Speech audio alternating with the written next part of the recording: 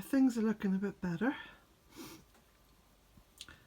I'm going to light the little Kelly kettle shortly and make another cup, and then I'll have some juice.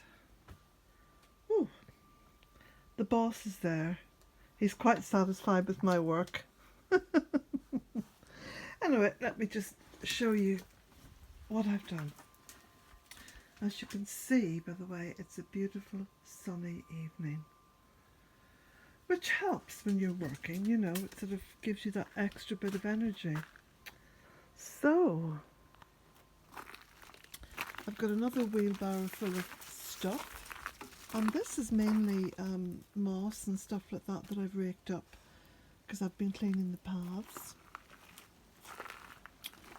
And then this big pile of stuff here is for the shredder, which, as you know, makes all the shreddings for my compost toilet. So all that's hazel, a little bit of cotoneaster in there.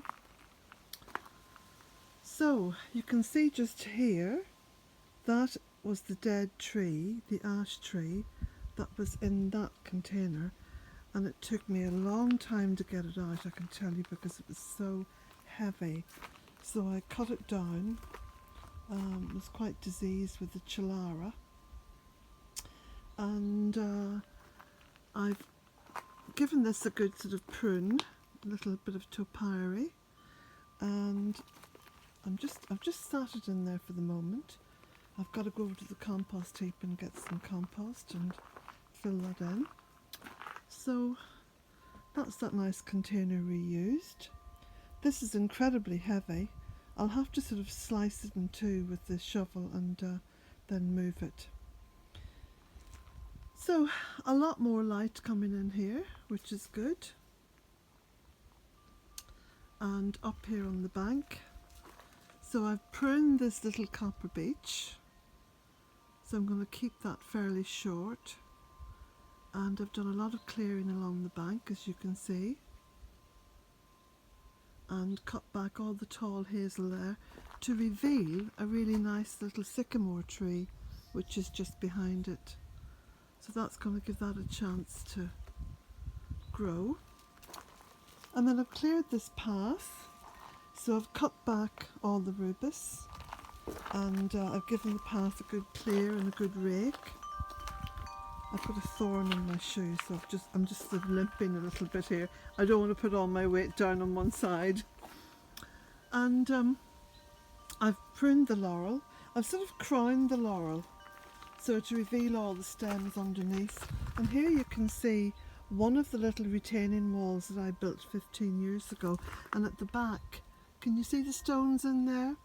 And that's the retaining wall that I built onto what was a very slimy, muddy bank, and all the water used to wash down there, you know. Anyway, all those problems have been solved, so you can see now there's a lot more room coming through here, and it means I'll be able to get to work now, at least on this side of the lodge, and give it a good painting with some weatherproofing. And then I've cleared up along here as well. And I've been cutting back lots and lots of the bamboo. I've got a bit more to do. I'm going to take the bamboo right back to the trunk of the tree. So there you go. Not bad for a day's work. I think I deserve a nice cuppa now, don't I? So I think the heaviest bit was taking it all away and stacking it. So I've stacked most of it up here. And oh yes, and then this is all dry wood that I pulled out, so that's going to do nicely for the Kelly kettle. I'm going to break it up and put it into this basket. Then these are thicker bits of hazel, a little bit of ash as well, which I've cleaned down, so I'll just use the little jigsaw in the barn to log that up. So there we go. I learned a long time ago that whatever you're doing, whatever work you're doing, take the time to clean up after you, because if you don't, you're just going to come out to a mess, and that's going to put you right off doing anything. It's good to see like a clear palette, you know.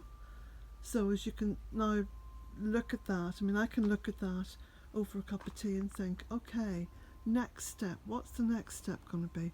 But I can tell you, it's not going to be today.